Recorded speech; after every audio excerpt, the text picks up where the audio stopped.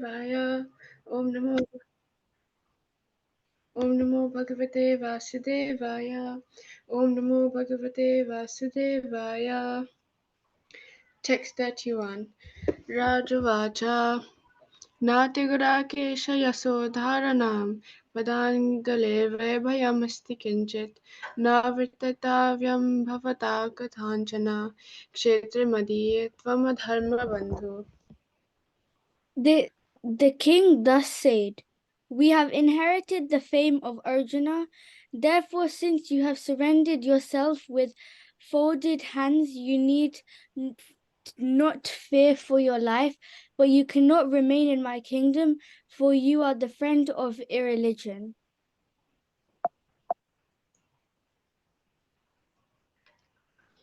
Text 32.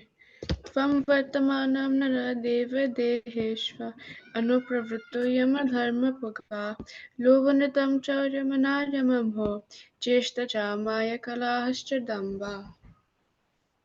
If the personality of Kali, irreligion, is not allowed to act as a man god or an executive head, certainly irreligious principles like greed, falsehood, robbery, incivility, charity, misfortune, cheating, quarrel, and vanity will abound. Text 33.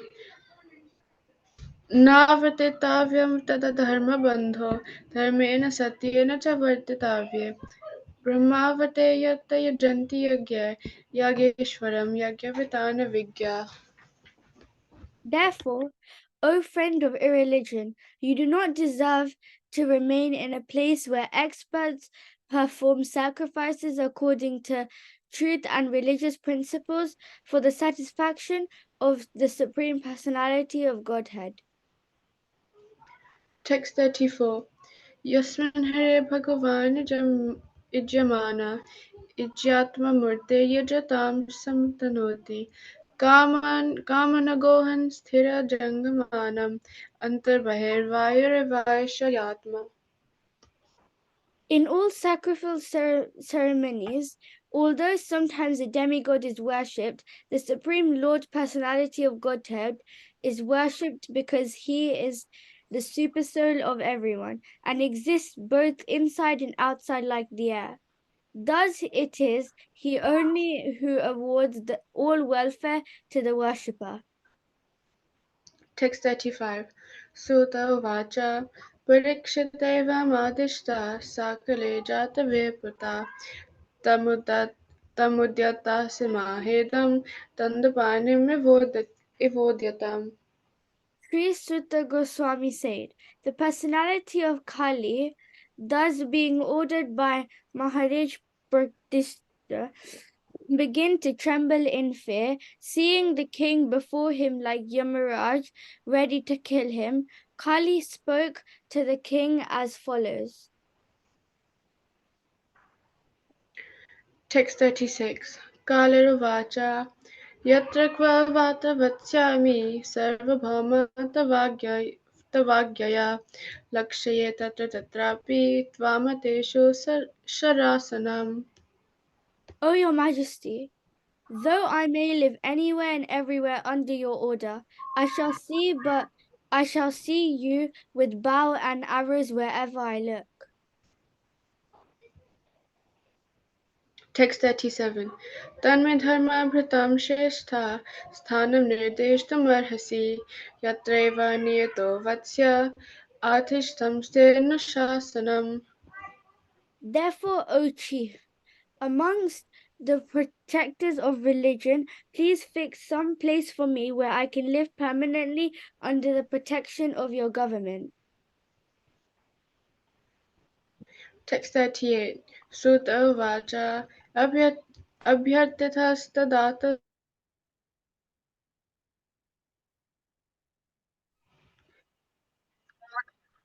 अभ्यातातस्तदातस्मै स्थानानि कलये ददा द्युत्तमपानं स्त्रिया सूना यत्र धर्मश्चतुर्विधा. Sutta Goswami said, Maharaj Prasthik, thus being pertined by the personality of Kali, gave him permission to reside in places where gambling, drinking, and protraction and animal slaughter were performed. Text 39. Punashchayacham manaya chatarupamadat prabhu tato nritam madam kamam rajo vairam cha panchamam. The personality of Kali asked for something more, and because of his begging, the king gave permission to live where there is gold, because wherever there is gold, there is also falsity, introspection, lust, envy, and antimony. Text 40. Amani panchasthanani hiya dharma prabhavakali autareyena dattani nyavasatta nideshakrat. Thus the personality of Kali, by the directions of Maharaj Prastip, the son of Urta, was allowed to live in those 5 places. Text 41. Athetani na seveta purusha kvachit visheshato dharmasilo rajaloka patir. Therefore, whoever desires progressive well-being, especially kings, religics, public leaders, brahmanas, and sannyasis, should never come in contact with the 4 above mentioned religious principles. Text 42.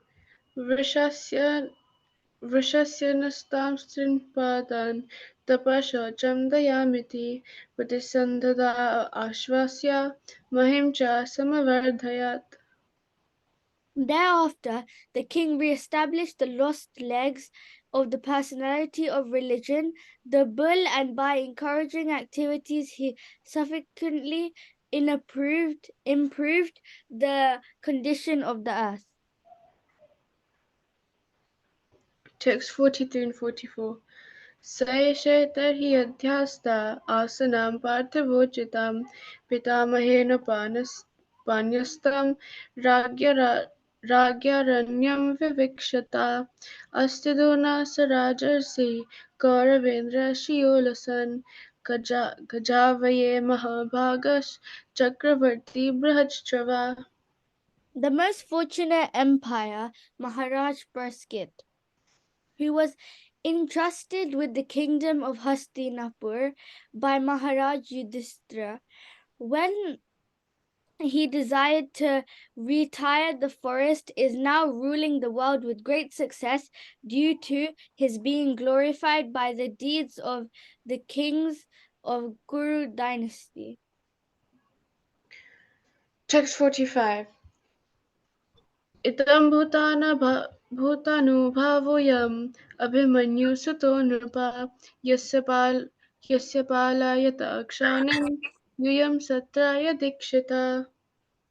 Maharaj Praskit, the son of Nahi, is so experienced that by dint of his expert administration and patronage it has been possible for you to perform a sacrifice such as this.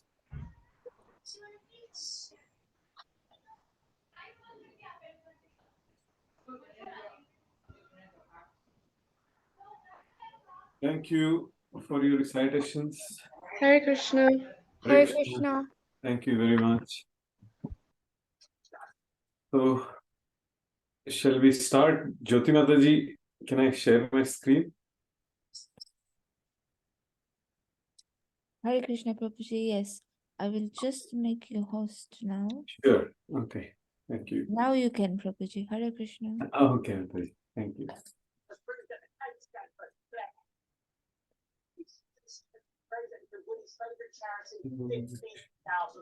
Something about your charity.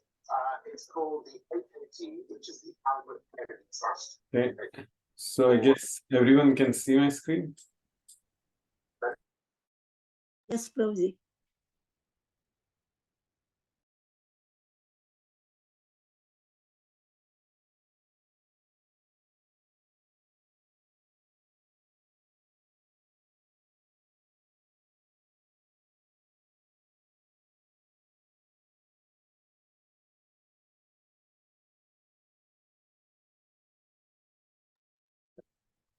Okay.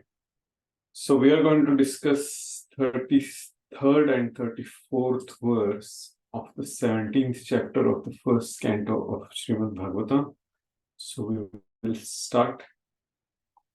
Om Namo Bhagavate Vasudevaya. Om Namo Bhagavate Vasudevaya. Om Namo Bhagavate Vasudevaya. Narayanam Namaskritya Naram Chaiva Narottamam Devim Saraswatim Vyasam Tato Jayamudire Nashtaprayeshu Abhadreshu Nityam Bhagavata Sevaya Bhagavati Uttama Shloke Bhaktir Bhavati Naishtaki Yam Pravrajanta Madhupe Tamapeta Krutyam Dvaipayano Virahaka Tara Aju Ava Putreti Tanmayatayo Taravo Vinedustam Sarvabhuta Hridayam Munimatosmi. So, is there anything? Yeah, okay. I agree. So, we'll start now. 33rd verse. Navartitavyam tadadharma bandho dharmena satyena cha vartitavye brahmavarte yatra yajanti yadnir yadneshwaram yadnavitana vidnyaha. So the translation and purport by His Divine Grace Srila Prabhupada ki jai.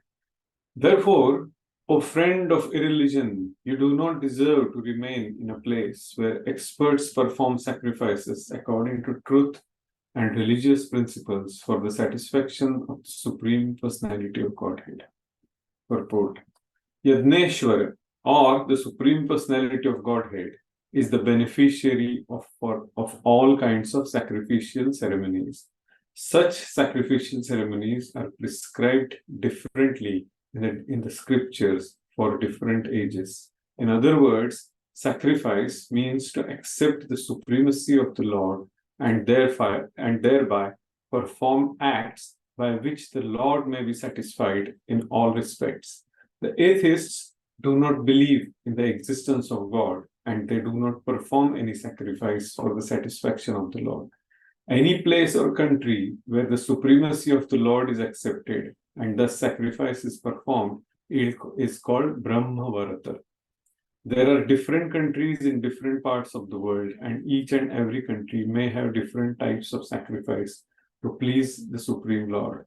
But the central point in pleasing Him is ascertained in the Bhagavatam, and it is truthfulness. The basic principle of religion is truthfulness, and the ultimate goal of all religions is to satisfy the Lord. In the age of Kali, the greatest common formula of sacrifice is Sankirtan Yajna. That is the opinion of the experts who know how to propagate the process of Yajna. Lord Chaitanya preached this method of Yajna, and it is understood from this verse that the sacrificial method of Sankirtan Yajna may be performed anywhere and everywhere in order to drive away the personality of Kali and save human society from falling prey to the influence of the age. Let's go to the next verse. Yasmin Harir Bhagavan Ijjamanam Mana Ijjatma Murtir Yajatam Shamtanoti Kaman Moghan Sthirajangamanam Antar Bahirvayuri Vaisha Atma. Translation. In all sacrificial ceremonies, although sometimes a demigod is worshipped, the Supreme Lord, Personality of Godhead is worshipped because He is the super soul of everyone and exists both inside and outside like the air. Thus, it is He only who awards all welfare to the worshipper. Purport. It is even sometimes seen that the demigods like Indra and Chandra are worshipped and offered sacrificial awards. Yet, the rewards of all such sacrifices are awarded to the worshipper by the Supreme Lord, and it is the Lord only who can offer all welfare to the worshipper.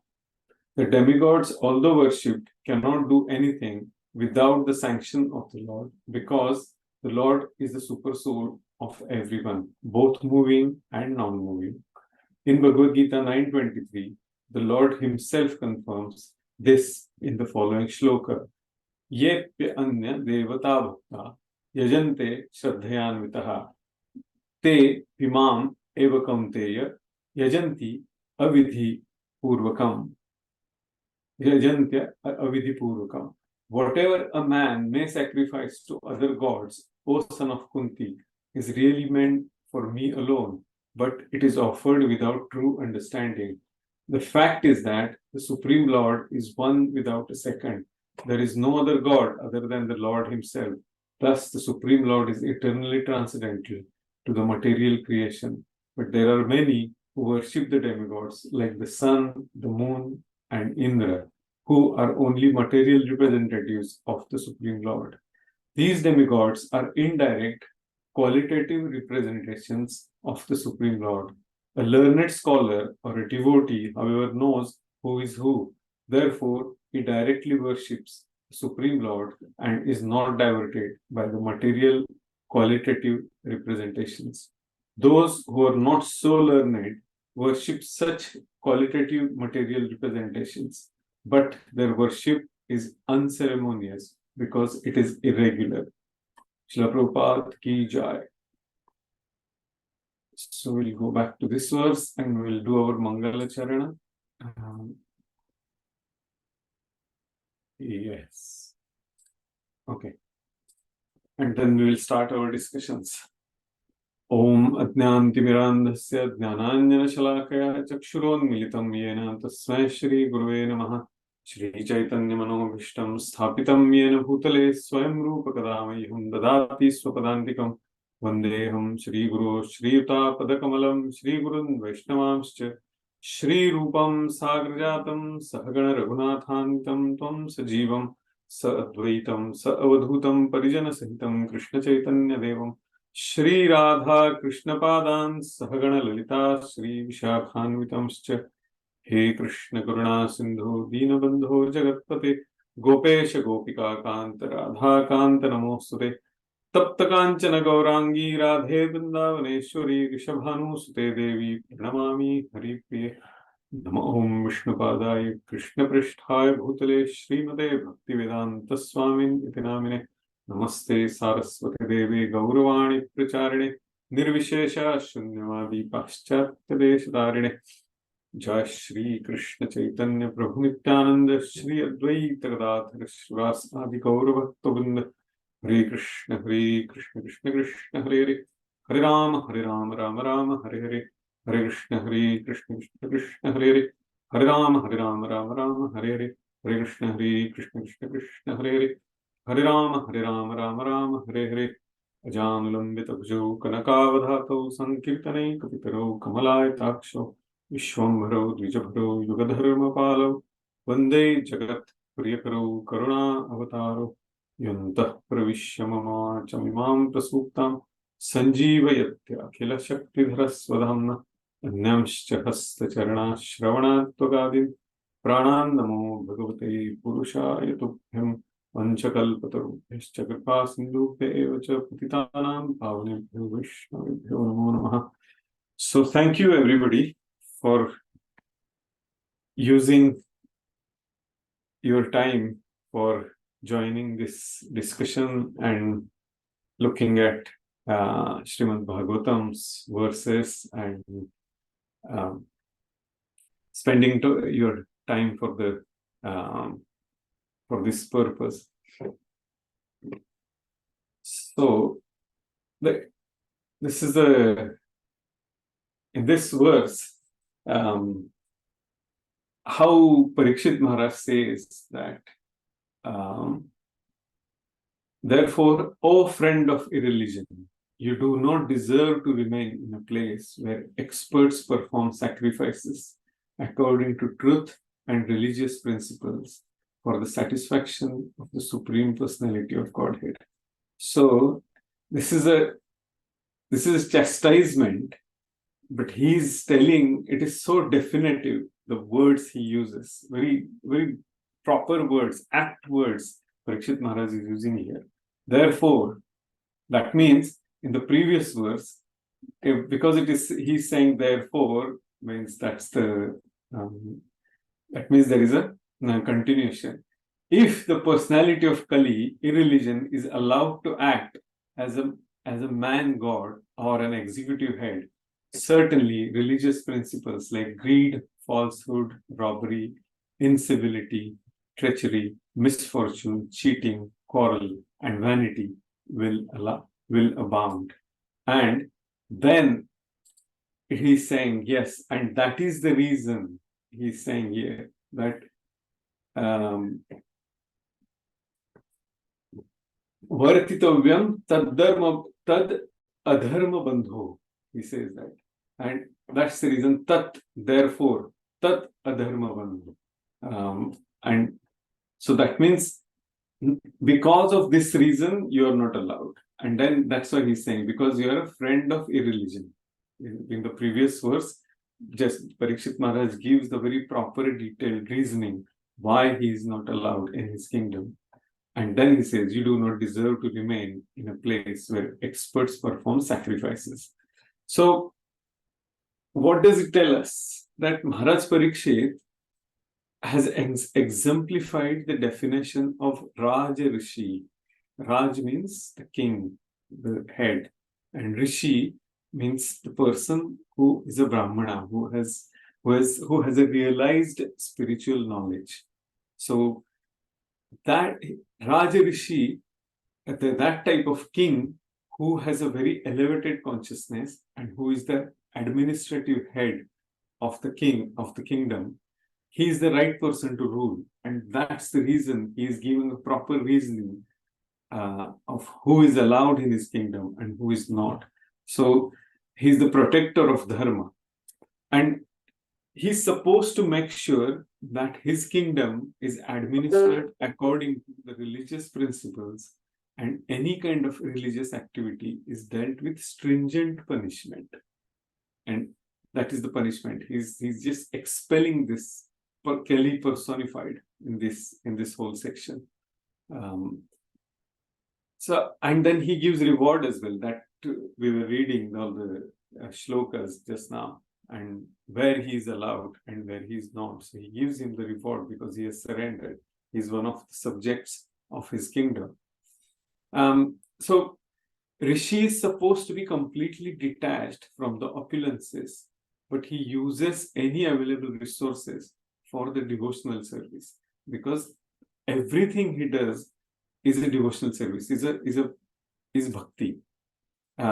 He does that as a sacrifice to the Lord. So the verse from this is, what is the verse from Bhagavad Gita which talks about the sacrifice? So let's go to that. How to learn it? What is the right approach? How Parikshit Maharaj is following the scriptural injunctions very properly. And here is a verse. A person fully absorbed, this is also applicable. For a person who is fully absorbed in Krishna consciousness is sure to attain the spiritual kingdom because of his full contribution to spiritual activities.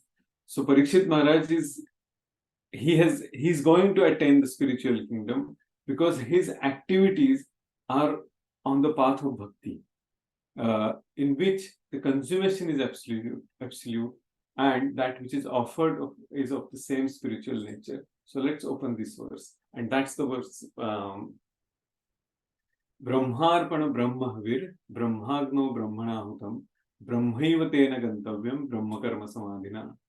The person who is fully absorbed in Krishna consciousness is sure to attain the spiritual kingdom.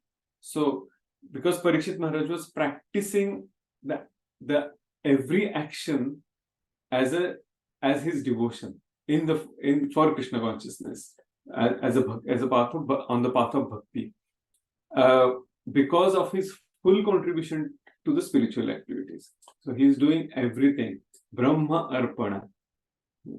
Everything is spiritual. Brahma. Arpan means sacrifice. Brahma, again, this is spiritual.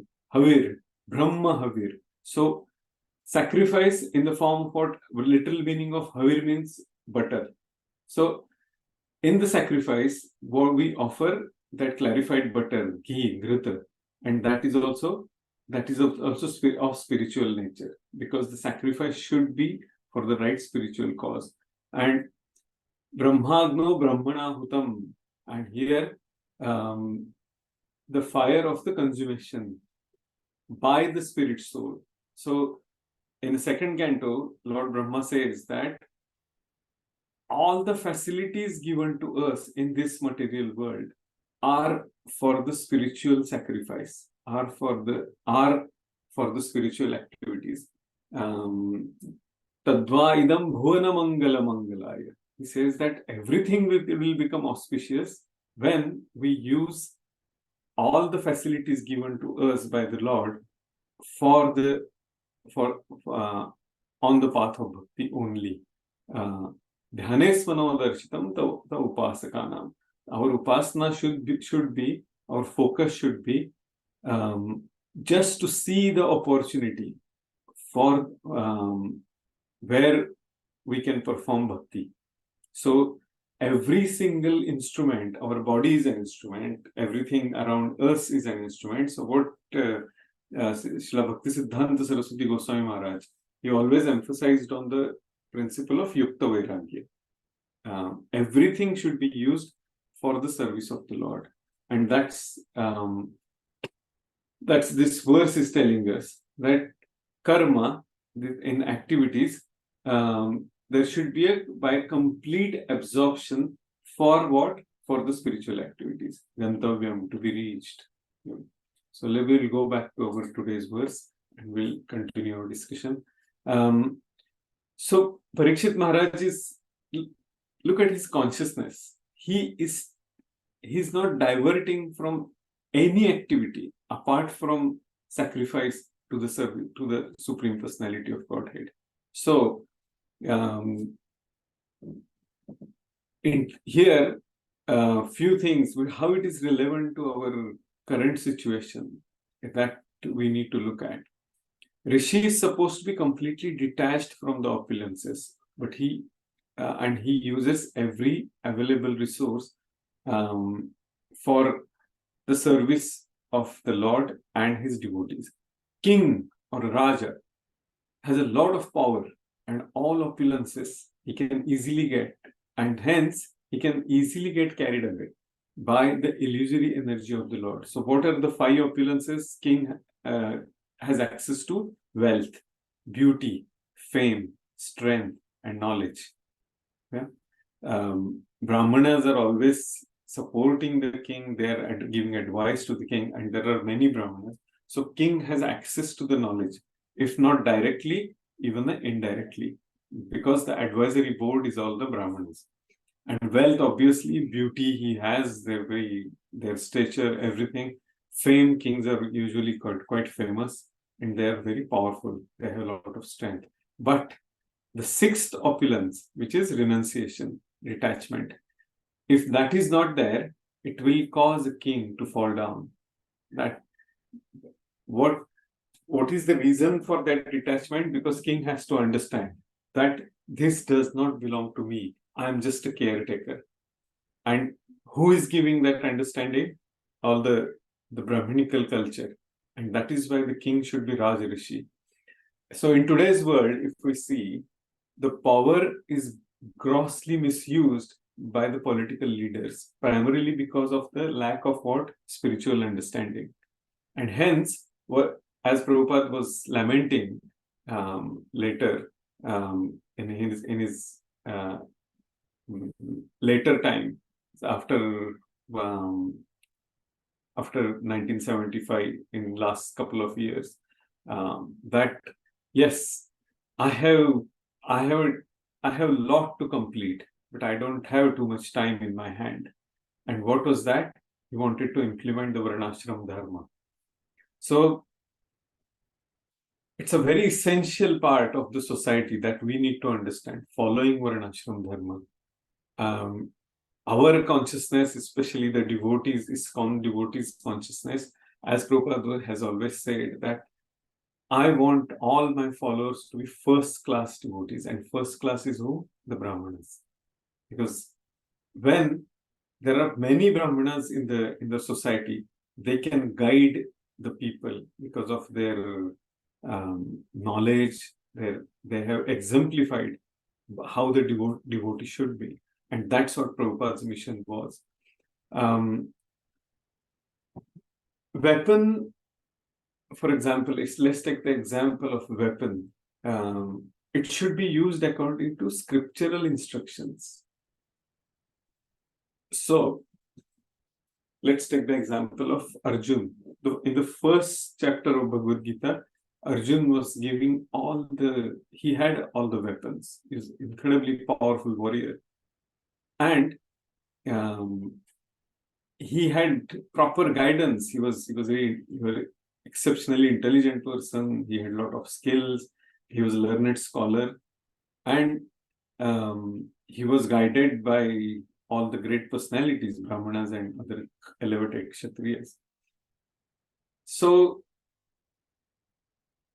he wanted to use his weapons according to the scriptural instructions. And in the first chapter of Bhagavad Gita, Arjuna is giving a wonderful reasoning for not to fight.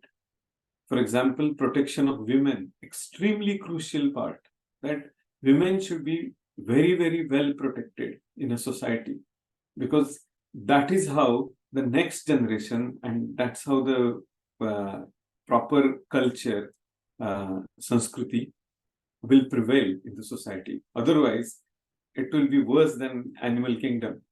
And that's what Arjun is giving, the reasoning, very perfect reasoning. Arjun was looking at the future after the war of Mahabharata in the scriptural perspective. So Arjun was right in the first chapter, if we see that in a perspective of just a moral and religious code of conduct. But as we just talked about, that bhakti is the highest principle, and that's where Lord gives the reasoning. The same scriptures Krishna is using to dismantle the reasoning and the logic Arjuna is giving in the first chapter. And that is why the higher consciousness, that's why the importance of Guru, the guidance of Guru, is always necessary for us. And who is that Guru? The Brahmanas, the higher elevated personalities. So without scriptures, a person is same or even worse than animal. But misuse of scriptures should be strictly avoided, or misunderstanding. How to avoid that? By getting the guidance from the authorities, from the higher personalities, from the elevated personalities. And that is where the importance of Guru and our parampara, our acharya, is important. So we have to keep our eyes and our senses open of how to use the scriptures at the right point of time, according to time, place, and circumstances. If we don't, so what Prabhupada is telling here is that sacrifice, Brahmavarta, he talks about. The atheists do not believe in the existence of God, and they do not perform any sacrifice for the satisfaction of the Lord. Any place or country where the supremacy of the Lord is accepted and thus sacrifice is performed is called Brahmavarta. Very important word here. So, how to use, people have that idea of charity and helping people. We get a lot of advertisements on television and on social media and everywhere. But Prabhupada says that is nothing but an extended sense gratification. If the center of that sacrifice, of that charity, is not Supreme Personality of Godhead, then it is nothing but an extended sense gratification. And that is the sign of matured thinking, is to demonstrate the power with responsibility. That means keeping the Lord as the center, and then we all are his servants.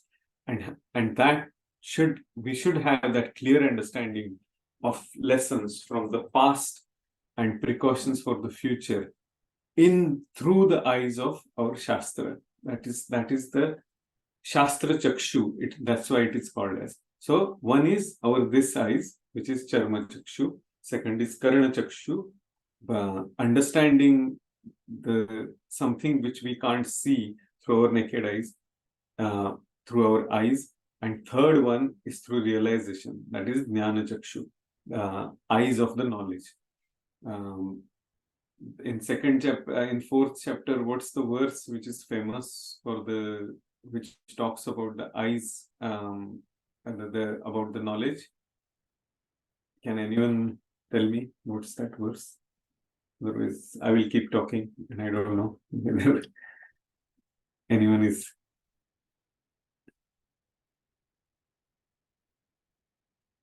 No verse? Okay, let's go to that verse then. So here in a fourth chapter, let's go back and let's check.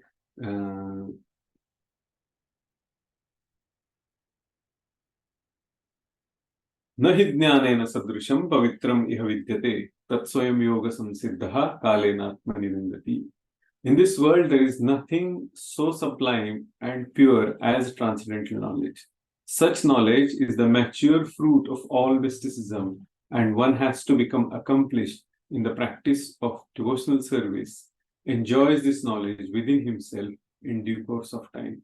So, importance of knowledge and the scriptures is so essential here. Then Prabhupada writes here that when we speak of transcendental knowledge, we do so in terms of spiritual understanding. Not just for the sake of it, not a dry philosophy, or not in the perspective of charity or for material gains. As such, there is nothing so sublime and pure as transcendental knowledge.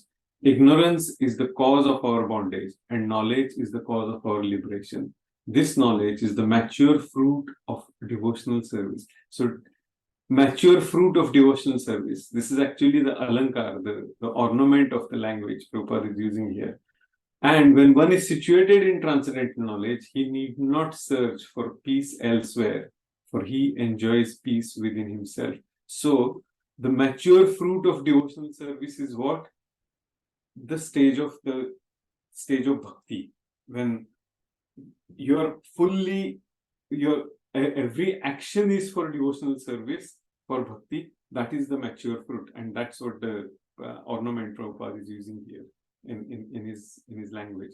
In other words, this knowledge and peace culminate in Krishna consciousness. That is the last word in the Bhagavad Gita. Such a powerful and such a beautifully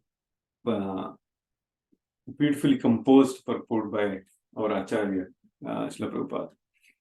So, let's go to the next point for discussion. So, one important point to remember here is our association influences our thoughts, our behavior, our actions, and finally our destiny. To have a desire for legitimate happiness is proper, is necessary. But whom we associate with is very crucial, and that influences our thoughts.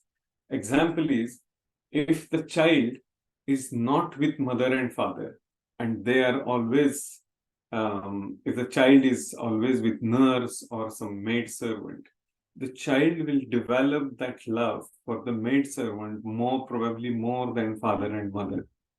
And we have seen several examples of that. Similarly,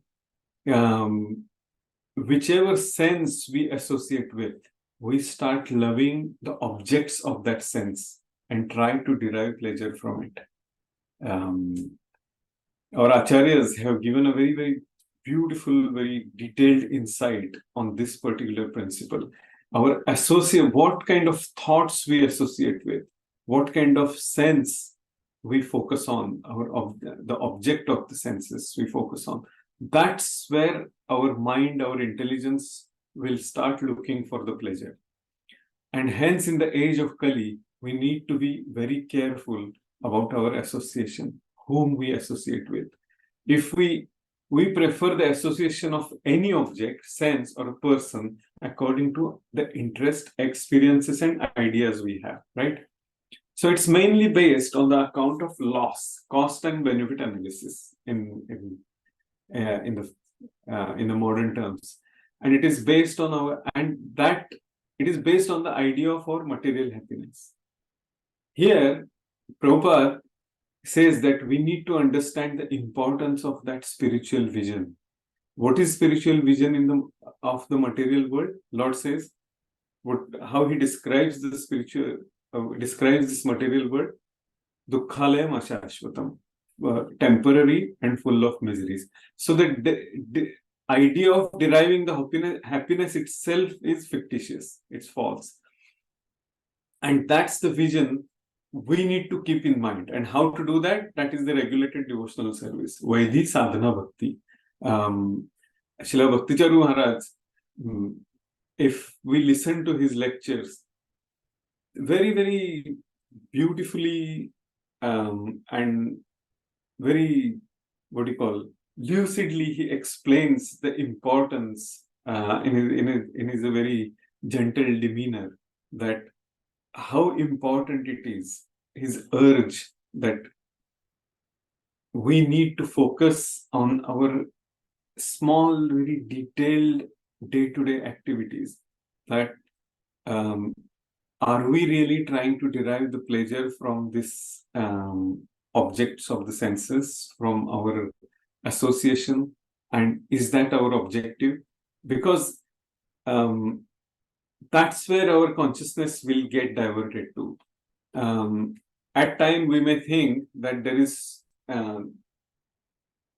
if we are in Krishna consciousness, in this movement, for example, in devotional practice, the big danger is, at certain point of time, the thought may come to our mind that there is not too much of miseries in this material world, actually, because we eat prasadam, we honor prasadam every day, we associate with devotees, and there is always a byproduct of material benefit of devotional service. And especially when we are here in the devotional circle for a bit longer, though there is not, and then we think that there is not too much of spiritual happiness as well. I'm not gaining a lot of spiritual happiness, but there are not too many miseries as well. And then we start looking for sources of happiness in this material, and that is the crack, actually. Today, I received some very beautiful quote from which is from Radhanath Maharaj. So let me read that quote. Very, very powerful quote. Yeah. Maya is so thorough, just like water. If there is one little crack, the water will just find its way immediately to that crack. The problem is our consciousness. The problem is our consciousness has so many cracks. Such a powerful quote. Amazing. So, looking at this, how important it is that we should always be tuned to make sure that every day our spiritual progress is taking place. If not, then yes, we will start looking for the cracks of looking for that fictitious happiness in this material world. And that makes our spiritual progress either very slow or very stagnant, or it almost stops. And then we think that there is not much of mellow or happiness in the spirit, in our spiritual practice. And then it becomes a formality or just a show, and eventually people leave this movement or their spiritual practices because they feel it as a burden. What is the remedy for this? How to keep the check that we will not fall into this trap of cracks of Maya, that to introspect. We need to ask few questions to ourselves. Do I have a full faith in the scriptures, in the holy name, in this, in the instructions of our acharyas, our Guru Maharaj, and our parampara, etc. So those checkpoints are very essential. So checkpoints are related to association. Are we associating with right type of people? B, are we reading the right type of books, and are we getting the what Prabhupada is telling us in these books, or our acharyas are telling us? C, is our chanting happening properly, or are there a lot of distractions? Are we committing offenses while chanting the holy name? And D, diet, is our diet proper? If it is not, then it is affecting our consciousness as well. So in second chapter of Bhagavad Gita, the way Krishna starts dismantling all the reasonings given by Arjun with the same basis of the scripture. Lord has given him the right knowledge and the direction. That is, again, I'm coming to this point, is because the possibility of those cracks is the one where Arjun is giving the knowledge, and our mind will tell us that no, scripturally that is right. I'm okay, but I need to find some more pleasure. And if it is not spiritual, only option is trying to find the material pleasure. And that's how we need to dismantle that idea of material pleasure through the Chindanti Shastrani, using the scriptures, scriptural injunctions in our thoughts. Example is Mahaprasad. If we don't have a right consciousness that this Mahaprasad is for my purification and not for sense gratification, we will fall into the trap of eating Mahaprasad for sense gratification, and which is an offense. And it's a very easy trap anyone can fall into. So, of course, we need our bodily needs to be fulfilled, and prasadam is very necessary. But offense towards prasadam, that it is for my sense gratification, and then I don't have to offer it to the Lord, or I can find some different ways in that will affect our consciousness. And that was the last point of D, diet. So there was an interesting point here, what Prabhupada is giving. So where experts perform sacrifices according to truth and religious principles for the satisfaction of the Supreme Personality of Godhead. So this is an interesting point here. Experts perform sacrifices. So expert will perform the sacrifices according to the time, place, and circumstances. And that's where Prabhupada is telling here, the basic principle of religion is truthfulness. And the ultimate goal of all religions is to satisfy the Lord. So in this age of Kali, we have seen so many verses. Prayanalpe usha sarve kalavasmin yuge janaha mandaha sumanda matayo manda bhagya yupadruta. In this kind of distressed condition, our fortune is manda, is bad. Our buddhi, our intellect is not very, very good. And we are always hypocritical, quarrelsome. So in this situation, to remain truthful is challenging at times. And we may miss the ultimate goal of all religions, which is to satisfy the Lord. And that's why Prabhupada is saying, in this age of Kali, the greatest common formula of sacrifice is Sankirtan Yajna. So taking this seriously, the Yuga Dharma, is so essential for all of us. And that is the opinion of the experts who know how to propagate the process of Yajna. And we saw just the verse, Brahmarpana Brahmahavir Brahmagno Brahmana Uttam Brahmayutena Gantavyam Brahma Karma Samadhina. This is who has propagated this Sankirtan Yajna, our Aradhya Daivat, or the Supreme Lord, Chaitanya Mahaprabhu himself. And it is understood from this verse that sacrificial method of Sankirtan Yajna may be performed anywhere and everywhere. Because for any other type of rituals, we may not be that qualified because of the influence of this age of Kali. So, following the scriptures, obvious question anyone may ask that if we find a contradiction in the scriptures, what to do? And the example of contradiction is very, very prominent in Bhagavad Gita. The two famous verses. First verse in the fourth chapter, Lord is saying, Yada yada hi dharmasya glanirabhavati bharata. To establish the religion, the dharma, I appear here. Abhyuthanam adharmasya, adharma, non-religious principles, I just destroy. Tadatmanam srujamyaham. Yeah. So that's the first one. And 18th chapter, he's saying, Sarvadharman parityajya mamekam sharanam. Abandon all varieties of religion.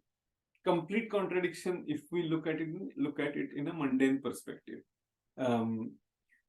But if we study it carefully, get the guidance properly, yes, coming to the spiritual platform, following the practices in this material world, yes, we have to follow the religious principles properly, which is to develop that attachment, develop that bhakti for towards the Supreme Personality of Godhead. And because dharma is for the material regulations, when we have reached that stage of ananya bhakti, that time we don't have to stuck to the niyamagraha, to this religious principles only, because that is like going from school to graduation, and that's or to in a university education, and that's where it's sarvadharman parityajya mam ekam sharanam vraja. When there is a complete surrender, we don't have to get bound or get stuck by the rules and regulations and rituals of the religious principles. And that's what that's how we need to understand the beautiful instructions where there might be an apparent contradiction. And that's again emphasizes the need of the higher authorities, the spiritual master. He has given the guidance to all of us through the scriptures. It's the manual of this material world, and through devotees, pure devotees like Prabhupada and all our acharyas, through his pastimes, and when to follow what instruction. So that we need to understand and work on. The satisfaction of the Supreme Personality of Godhead is the basic principle in this particular verse, and that is the bottom line of this. And we need to develop the maturity so that the correct instructions from the scriptures are followed according to time, place, and circumstances. So let's go to the next verse. Hopefully we will find. Yeah. Now, this is a very, very instructive verse again. Yasmin harira bhagwan ijjamana ijatma murtir yajatam shamtanoti kaman moghas thirajangamanam antarbahirva yu rivaisha atma bahirvayu rivaisha atma.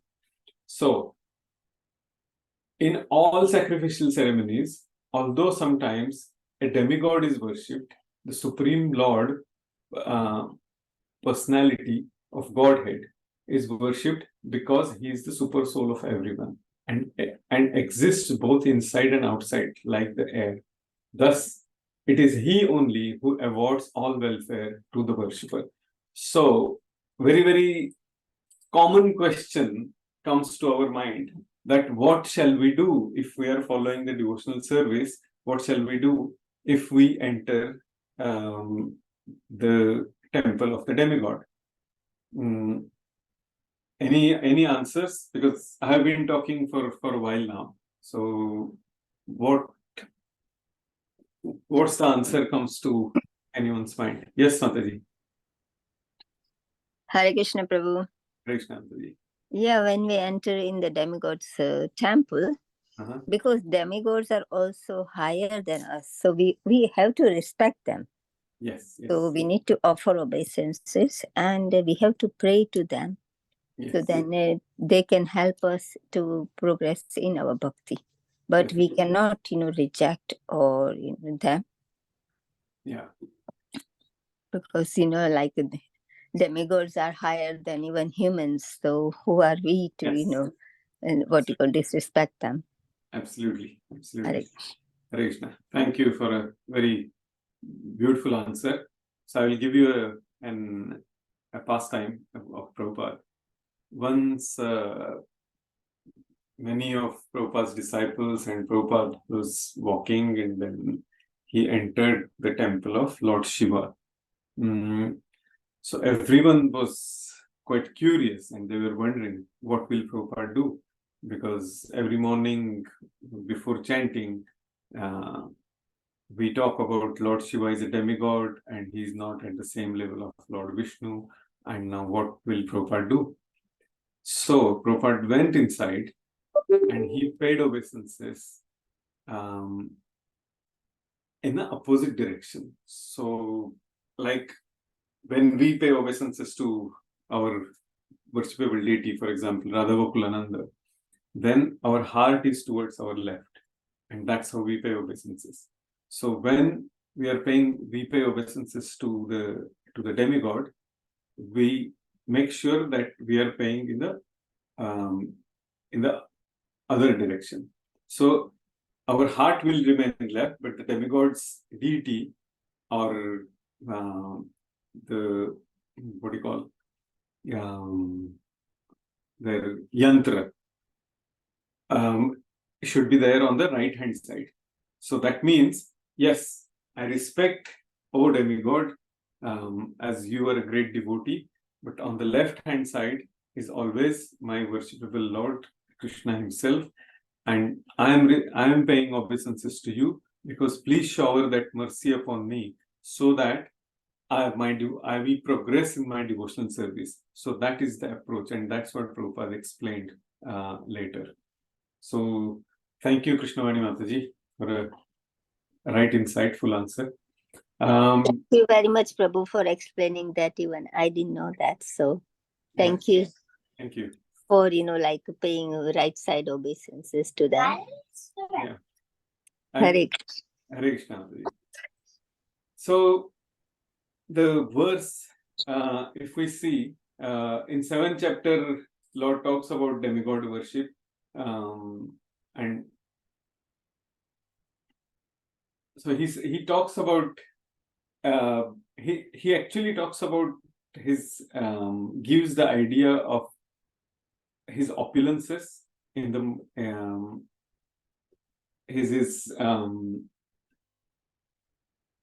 what his supremacy basically he establishes in this.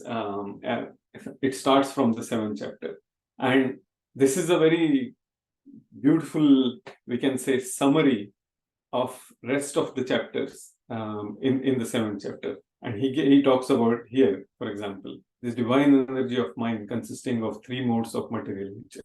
So 14 chapters introduction is also here. Then all the chapters we can see here. 10th chapter, the opulences, the Vibhuti Yoga is also here. Then comes the 16th chapter, Shraddhatraya Vibhag Yoga. No, not Shraddhatraya. Daiva Asura Sampada Vibhag Yoga. Devotee and demoniac nature, what Lord explains. Those miscreants who are gross, foolish, who are lowest among mankind, whose knowledge is stolen by illusion, and who partake of the atheistic nature, Maya, Aparuta Jnana, of demons, do not surrender unto me. So that is there in the later, in the 16th, 17th, 16th and 17th chapter, Lord explains that. So when it comes to demigod worship, here is the verse. I am in everyone's heart as the super soul. As soon as one desires to worship some demigod, I make his faith steady so that he can devote himself to that particular deity. So what strikes here is the beauty is Lord never interferes with our free will. If you want to worship the demigod and have that favor and enjoy this fruits of your activities, go ahead, please do that. But he only is making that person's faith steady so that he can devote himself to that particular deity. Endowed with such a faith, he endeavors to worship particular good demigod, and obtains his desires. But in actuality, these benefits are bestowed by me alone. And then he talks about men of small intelligence worship the demigods. So he's giving the reasoning and how Lord helps a person who wants to worship the demigod. Let's go back to the verse here. And whenever a man may sacrifice to other gods, O son of Kunti, is really meant for me alone, but it is offered without true understanding. If we go to the 13th chapter of Bhagavad Gita, I don't know why it is. Okay. 13th chapter of Bhagavad Gita, and if we say, here he is. Abhivaktam cha bhuteshu vibhaktam iva cha sthitam bhutar bhartur chitagneyam grasishnu prabhavishnu cha. Although the supersoul appears to be divided among all beings, he is never divided. He is situated as one. Although he is the maintainer of every living entity, it is to be understood that he devours and develops all. So that explains a lot of things to us in this particular context of people worshipping the demigods and how he empowers those demigods or the special personalities there. So if we go to the next verse, he's talking about he's the source of light, he's beyond all this material creation, and then probably let's check. Because the name of this particular chapter is Kshetra Kshetrajna Vibhagi Yoga, nature enjoyer, not chapter 13.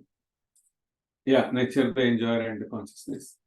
So then there is a verse called Bahirantascha Bhutanam Charam Charam Evacha. Let me go back to the verse. Sukshmatvat tadavidneyam durastham chantike chatat.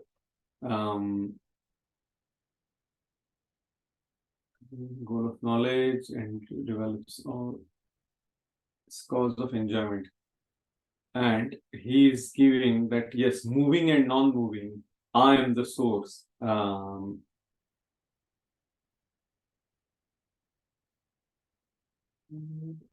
it is. 16. Sorry. Vairantascha bhutanam charam charam evacha sukshmatvat tadavidneyam durastham chantike chata.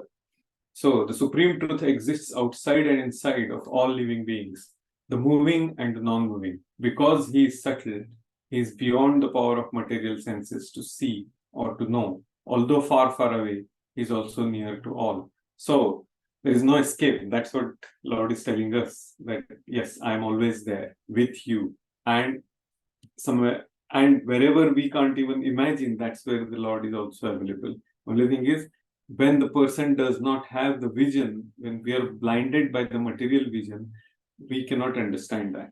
And very amazing purport Prabhupada has given here. So let's go back. We have discussed about this particular part. Chapter 9 and chapter 10 is basically the Vibhuti Yoga, the opulence of the absolute. And that's where once after the Arjun is confirming that actually the 13th chapter of Bhagavad Gita, this is the confirmation on the 15th verse. Indeed, you know yourself. You alone know yourself. Kshetra kshetrajna vibhagyam. Kshetra means the field. Ajna means the person who is known. So that's what Arjuna is confirming here. You alone know yourself by your own internal potency, O Supreme Person, origin of all, Lord of all beings, God of gods, Lord of the universe. Very poetic, very beautiful verse it is. Let's check. Yeah.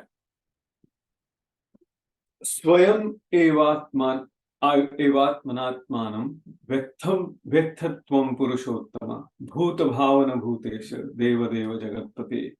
But very we can meditate on this verse, that the way Arjun actually describes the Lord here, and then rest of the verses, and then Lord is telling, when he says that, yes, I will tell you my splendorous manifestation, but only of those which are prominent, O Arjuna.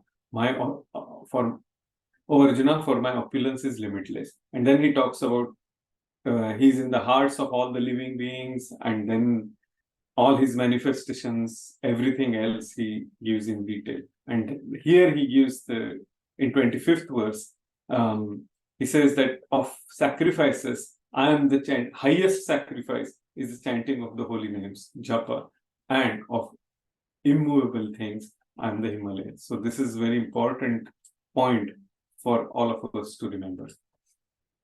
I think we are going over time. So let's see if we have missed anything here. Is one without second. There is no God other than Lord himself. That's what we just saw in the 10th chapter of Bhagavad Gita. Thus, the Supreme Lord is eternally transcendental to the material creation. So that again talks about his opulences, and 7th chapter and the 10th chapter, what we saw just now. But there are many who worship the demigods like the sun, the moon, and Indra, who are only material representatives of the Supreme Lord. So there is one verse I would like us to have a look at. And this is actually a prayer by Sutta Goswami. So let's open this prayer.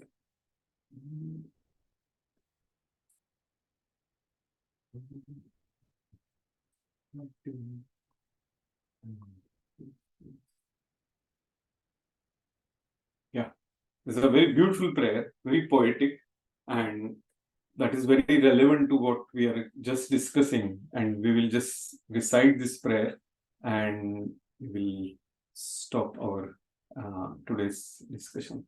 Yam Sutavacha Yam Brahma Varunendra Rudra Maruta Stunvanti Marutas Stunvanti Divyestavair Vedet Sangapada Kramo Upanishadir Kayantiyam Samagaha Dhanavasthita Tadgatena Manasa Pashyantiyam Yognam Yasyantam Navidu Sura Asuragana Devaya Tasmaha. So Sutta Goswami said, unto that personality whom Brahma, Varuna, Indra, Rudra, and Maruts praise by chanting transcendental hymns and reciting the Vedas with all their corollaries, Padakramas and Upanishads, to whom the chanters of the Samaveda always sing, whom the perfected yogis see within their minds after fixing themselves in trance and absorbing themselves within him, and whose limit can never be found by any demigod or demon unto that Supreme Personality of Godhead, I offer my humble obeisances. Very, very beautiful prayer it is. So we will stop here, and if there are any questions, queries, or any comments, corrections, please let me know.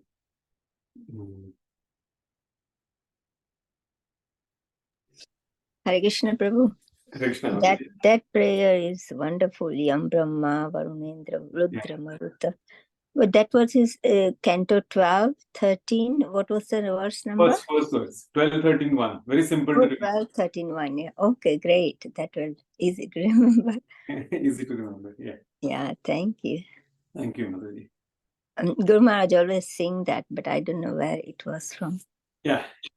many prayers in Srimad Bhagavatam are what do you call, very poetic actually. If we I didn't know it was a verse actually. so, yeah. Thank you, Prabhu. Thank you, Mataji. There. Hare Krishna, Prabhuji, Dandava Pranam, Hare Krishna, Mataji. Thank you for a wonderful class. A couple of questions. So clarification, you mentioned earlier that if Mahaprasadam is consumed with the wrong consciousness, then it will have a negative impact and take you downwards. Now, it's contrary to what Prabhupada has said, in that he's encouraged wherever there is an opportunity to distribute prasadam, and half of the Krishna consciousness movement is based on feeding prasadam to those who are less, sort of less fortunate, by which the consumption by which they would be, their consciousness will be purified or gradually purified to move upwards. So what you're saying apparently seems contradictory, that if the consciousness, because the vast majority of the people that may come to the temple and don't have the right consciousness, they have a consciousness to enjoy the prasadam. But what Prabhupada says is by consuming prasadam, their consciousness will gradually be purified and they will have a benefit. What you're saying is that it's actually a negative impact if you have the wrong consciousness. No. What I'm saying here is, if we look at that just as a food source and not as a mercy of the Lord, if there is no aspect or there is no understanding of the gratitude and it's just to gratify the senses, that's where the wrong consciousness is. It's not a contradiction. In fact, but the vast majority of the people that are coming, Prabhupada says specifically, if they actually, even if somebody is an atheist, give them prasadam, it will benefit them. It's very clear about the effect of prasadam. So even if they're, gratifying their senses by virtue of taking prasadam, Prabhupada says very clearly that it will still have a positive impact on their consciousness. Okay, now here you are giving that person prasadam, saying that this is a prasadam, and that means you are giving the actual understanding that this is prasadam. That person's consciousness is, that's where you are giving actually the details of what this prasadam is, what this food is. It is a blessed food. So you're giving that right consciousness and the right association even to the atheists. If that atheist does not, if he insults that prasadam, if he doesn't take that, then that is wrong. It will have a negative impact, isn't it? I mean, I've seen, and I can't recall, Prabhu, forgive me, because I can't refer back to it. I've seen this in a conversation that Prabhupada's had with one of his disciples, asking about whether prasadam should be given to those that are atheistic in mentality. No, I know what you're saying, but let me clarify. We are going in a cross-purpose direction here. So what I was trying to say is, if when we are giving prasadam to somebody, if that person is being told that this is a blessed food, this is a sanctified food, which is blessed by the Lord, it is a prasadam. Even if that person is atheist, we are giving the clarity that this is not just a normal food from a restaurant and like for sense gratification. This is prasadam. If knowingly, if that person insults and doesn't understand the importance of what that food is, what that prasadam is, that is an insult. It will have a negative impact because he's rejecting the Lord's mercy there. And that's where I was coming from. And that is quite clear in many of the instructions by Prabhupada. It's definitely not a contradiction.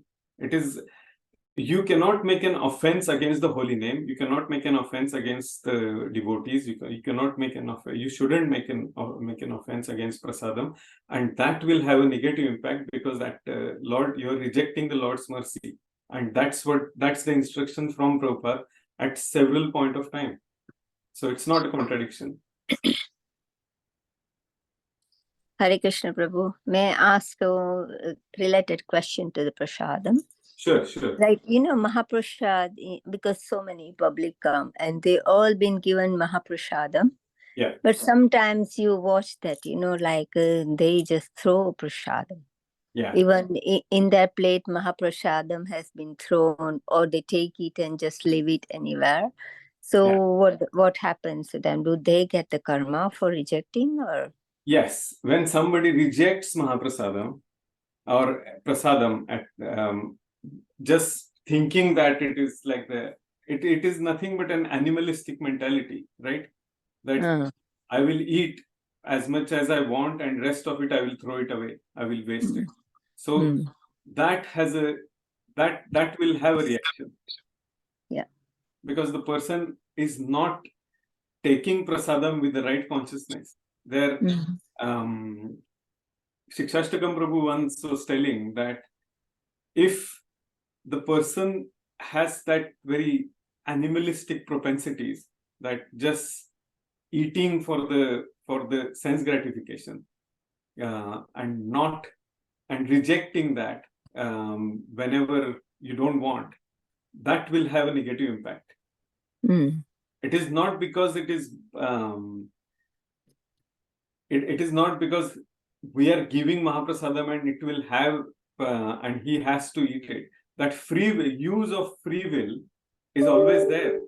And if you use your free will for the wrong cause, in a wrong perspective, the law of karma, the law of nature will act. True. Because I thought, like you take it in, if you don't want to finish it, if you have not made it jutha, you can give it to somebody. But once you have spoiled it, you cannot give it to anybody. So either you just taste little bit and don't make it jutha, then you can give it to somebody instead of, throwing it away. So it's a matter of consciousness, actually. And it comes to even civic sense, even the social or the moral code of conduct. If you cannot eat that much, why? It's nothing but a greed. So that's what the point I was coming to. And one more question, Prabhu. Mahaprasad, sometimes I know we shouldn't do it, but sometimes when you taste prasadam, sometimes less salt, more salt, and then we do make a comment as, it's a habit. So do you think that's an offense? Because we feel like, what the Lord has to take this. Yeah. Okay. Lord has taken without salt or too much salt. And I always believe in that, cooks must have a plate, prasadam plate. Yes. When they have cooked for the Lord, they must have a plate. So then at least later on, when they taste it, they can find out by themselves that there is too much salt or too much spice or whatever. So for next time, it will help them to improve on their, cooking. Definitely. And I think you have answered part of your questions already. Okay. If a person suggests the cook that, look, there was something less in a prasadam because salt was less or the taste was not as per the standards or whatever, then it's a learning lesson that next time there will be a good refinement in prasadam. So if with that consciousness, with that perspective, if we are suggesting, definitely it's necessary. It will help. Lord has accepted, He is merciful. Definitely, we, without complaint in that part, that means our senses will keep saying that, oh no, it doesn't taste that good. But we have to tell our mind that this is Mahaprasadam, Lord has accepted. If He can accept it, who am I not to accept it? Means that's the right approach. But telling the person that this time salt was less or the spices balance was a little bit different, then that is for the improvement. That is for Yeah. So that's not wrong. That's Yeah. correct. I think that's the devotees, we should have a right mentality that yes, you should be always open for the,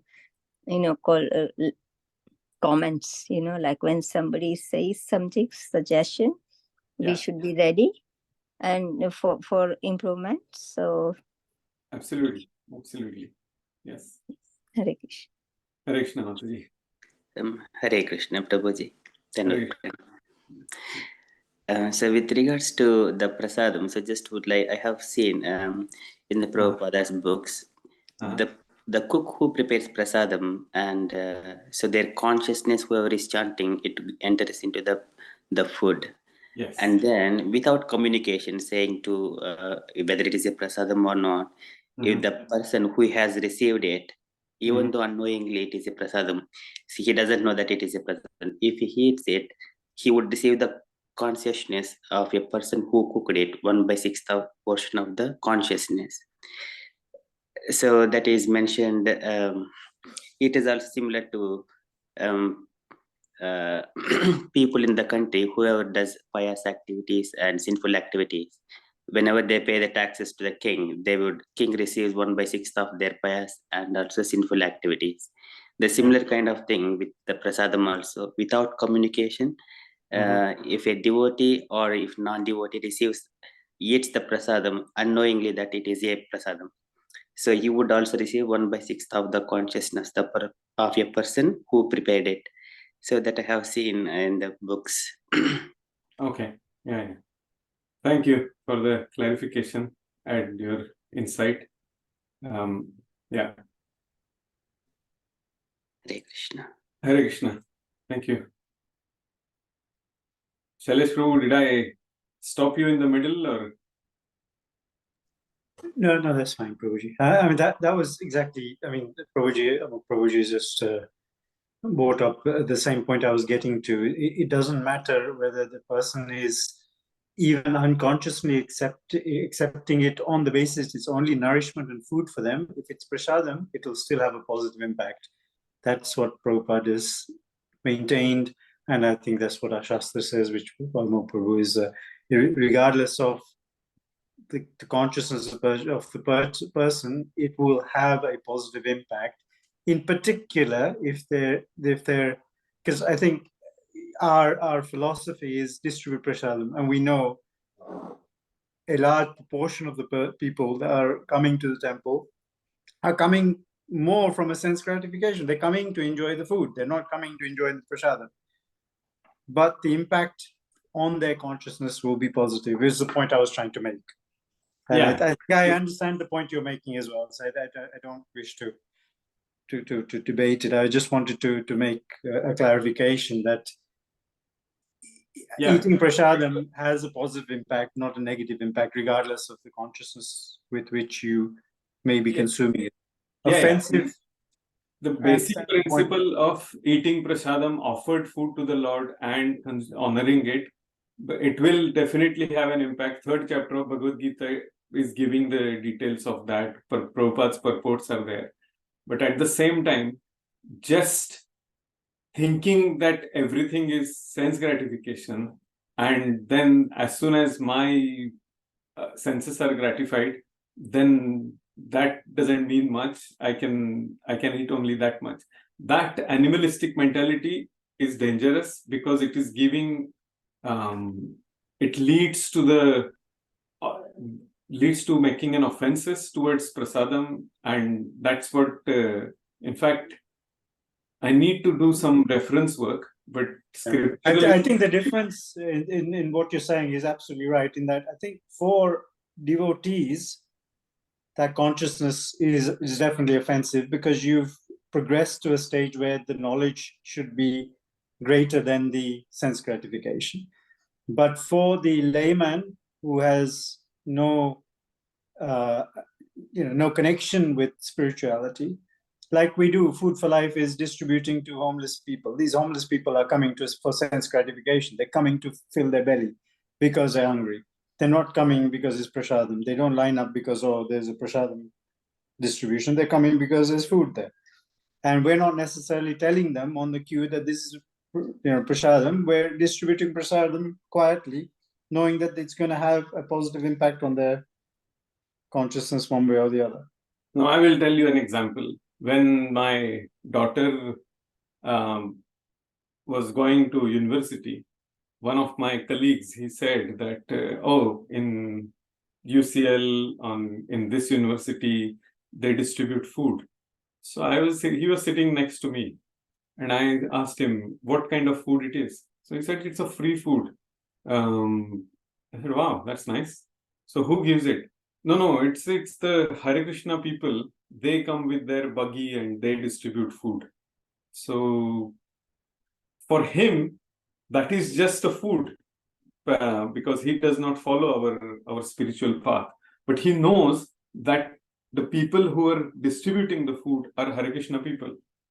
Now, at the back of his mind, he understands that they are distributing the food not for sense gratification, because there is a purpose behind it. And most of the people who see that it is written food for life, Hare Krishna, Jagannath, and all that, they have that background that they are distributing food because it is coming from God and it is related to their spiritual movement. So that background is there. Despite of that, if the person says that, okay, I'm going to take a bit extra, I will have half of it, and then I will get rid of the rest if I can't finish it, that is offensive, and that will have the reactions, because that person knowingly is commit offense against the food, because it's the mercy of the Lord, and that is as per the scriptures. That's called greed, Prabhu, isn't it? That, yeah, I took, so you took so much that somebody else, might not get it even. Yeah. Right? So that is an offense, and that will have reactions. Okay, I think we're well over time. It reminded me of my office meeting, which went a lot longer than the allocated time. So thank you very much. It was an interesting, good session. We had a lot of journey. Thank you very much for that. And hoping to have some discussion sometime later. So we'll stop here. Thank you very much. Vanchakalpatarubhyascha. Thank you. Vanchakalpatarubhyascha kripasindhyacha Srijanam Vande Vaishnavi Namo Namah. Thank you very much, Prabhu, for your Thank you, wonderful. Prabhuji, for very nice class. Hare Krishna. Thank you, Hare Krishna. Thank you, Prabhuji. Hare Krishna. Thank you, Prabhuji. Hare Krishna. Thank you, Hare Krishna. Thank you, Hare Krishna. Hare Krishna, Prabhuji. Hare Krishna.